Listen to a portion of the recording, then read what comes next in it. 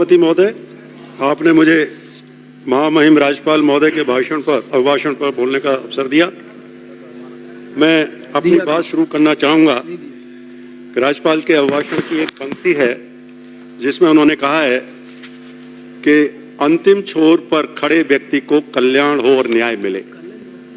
और इसी तरह से मैं वर्तमान सरकार के जो बजट आया था उसके 10 संकल्प हैं, उस 10 संकल्पों में से एक संकल्प जिसमें सारे 9 संकल्प पूरे हो जाते हैं, सुशासन, गुड गवर्नेंस की बात करना चाहूँगा। मैं माननीय सभापति महोदय, पूरे सदन का ध्यान में आकर्षित करना चाहूँगा, प्रत्येक सरकार का, चाहे सरकार पूर्ववर्ती हो चाहे वर्तमान हो, और प्रत्येक सदस्य का जो इस विधायक का इस सदन में बैठा हुआ है, उसका जो उद्देश्य होता है कि जनता ने जिस भावनाओं को, जिस आकांक्षाओं को लेकर के भेजा है, वो आकांक्षा है कि अंतिम छोर के व्यक्ति को कैसे लाभ मिले, कैसे सुशासन मिले।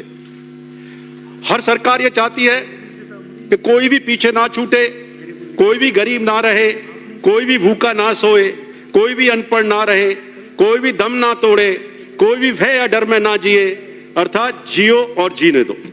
इस भावना के साथ जब हम चुन करके आते हैं तो मैं देखता हूं ये अनुभव है, हम सभी का ही अनुभव है। जब हम इस पक्ष में होते हैं तो आलोचना करते हैं, जब सामने वाले इधर आते हैं तो वो आलोचना करते हैं। लेकिन मैं पूरा मकसद क्या है सरकार का मकसद है गुड गवर्नेंस। और इसमें मैं बताना चाहूंगा, महामहिम महोदय से अभिभाषण की जो शुरुआत की, महामहिम राज्यपाल को धन्यवाद भी देना चाहूंगा कि उन्होंने जो गांधी जी का कहा अंतिम छोर के व्यक्ति को लाभ कैसे मिले। हमारी ये ड्यूटी बनती है कि हम अपने ही हाथों से विधायिका के रोल को कमजोर करते चले जा रहे हैं। मैं माननीय मंत्री महोदय आपके माध्यम से कहना चाहूंगा, मैं भी मंत्री रहा हूं और मैंने भी फेस किया है और आप भी फेस कर रहे हैं। हम स्वयं ही अपने कलम से अपनी विधायिका की जो स्ट्रेंथ है, और जिसमें मैं मंत्री महोदय से यह अनुरोध करना चाहूंगा कि जितने भी आप देखते हैं कॉर्पोरेशंस बनते हैं, हरीश चौधरी जी ने कहा था, मैं भी उससे जूझा हूं। और माननीय जल मंत्री जी का धन्यवाद देना चाहूंगा कि जो प्राधिकरण का बिल लेके आए थे उसको प्रवर समिति को सौंपा और उस पर विचार कर रहे हैं। मैं आप सोचिए कि जो कार्यपालिका का जो रोल हो रहा है उस पर कोई चर्चा नहीं करना चाहता, और जिस चर्चा की हम आलोचना करते हैं उसको व्यक्तिगत ले लिया जाता है।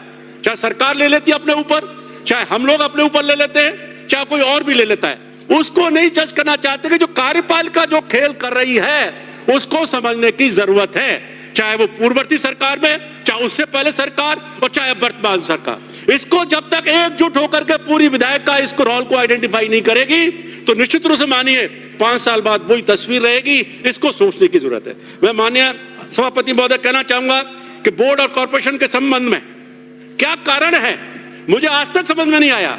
मैंने भी एक बिल रोका था कि क्या कारण है कि एक एग्जीक्यूटिव के ऑफिसर को 3-3, 4 दे दिए जाते हैं, सीएमडी वो, एमडी वो, सेक्रेटरी वो, एक ही व्यक्ति।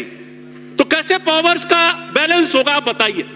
इसको खुले विचार से डिस्कस करने की जरूरत है सभी पूरी विधायिका को, और इस तरह के नियम लाने चाहिए कि सीएमडी, मैं तो कहता हूं पॉलिटिकल आदमी, डेमोक्रेसी है, गणतंत्र और जनतंत्र की व्यवस्था किस लिए की थी?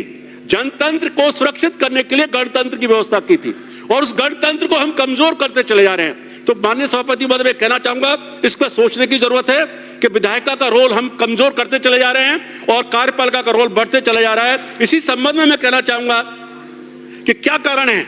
अभी 2 विधेयक आ रहे हैं, बीकानेर विकास प्राधिकरण अधिनियम भी बिल आया है, भरतपुर का भी आ रहा है, उससे पहले भी कोटा, बीकानेर, अजमेर बहुत सारे हैं।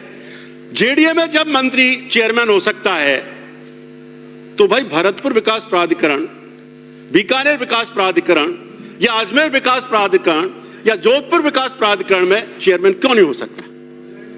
मैं इसलिए कहना चाहता हूं कि अगर आप सीएजी की रिपोर्ट्स को पढ़ लें, सभी लोग पढ़ते हैं, बहुत सारे लोग पढ़ते भी हैं, उसमें सीधा आएगा किस तरह के घोटाले किए जाते हैं इस कार्यपालिका के द्वारा, और उसको 4-4 साल, 5-5 साल तक वो रिपोर्ट नहीं आती है। हम देखते हैं, आप सीएजी को पढ़िए। खुद विभाग के मंत्री जी से मैं अनुरोध करना चाहूंगा कि अगर आप उनको पढ़ लेंगे तो आपको मालूम पड़ जाएगा कार्यपालिका क्या करती है। लेकिन अफसोस कि इस पर काम नहीं हो पाता है, इस पर काम करने की जरूरत है। दूसरा मुद्दा मैं लेना चाहूंगा उच्च शिक्षा का। मैं उस शिक्षा में रहा हूं, तकनीकी शिक्षा में रहा हूं, शिक्षक रहा, मंत्री बनने का मौका मिला। आप देखिए क्या स्थिति हो रही है, वो जो यूनिवर्सिटीज हैं व्हाइट एलिफेंट हो गई हैं। प्लीज समाप्त कीजिए। वाइस चांसलर्स को कोई मतलब देखिए कोई कंट्रोल करने वाला नहीं है। बाहर के व्यक्ति कुलपति आ रहे हैं, हमारे समय भी हुआ और अभी भी हो रहा है, और वो कुलपतियां नियुक्त कर दिए गए जिन पर दूसरे राज्यों में बर्खास्त किया गया, जिन पर आरोप लगे। इसको भी देखने की जरूरत है और इसमें संशोधन करना चाहिए।